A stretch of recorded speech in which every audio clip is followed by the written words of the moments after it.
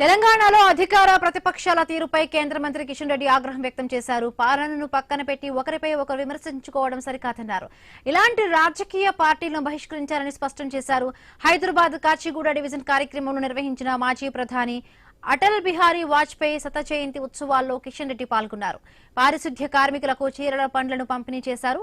ప్రధానిగా వాజ్పేయి ఎన్నో సేవలను అందించారని గుర్తు చేసుకున్నారు.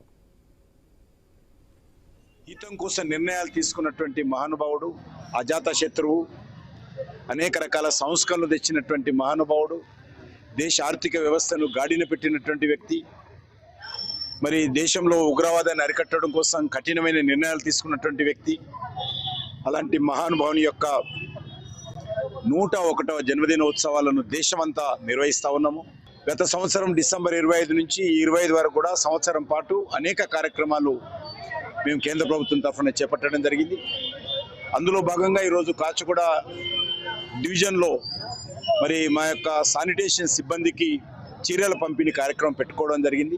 ముఖ్యంగా వాజ్పేయి గారు ఈ తరం ఎవరైతే రాజకీయ నాయకులు పనిచేస్తూ ఉన్నారో, రాజకీయాలలో రావాలనుకుంటున్నారో వాళ్ళు ఆయనను స్ఫూర్తిగా తీసుకొని పనిచేయాల్సిన అవసరం ఉంది.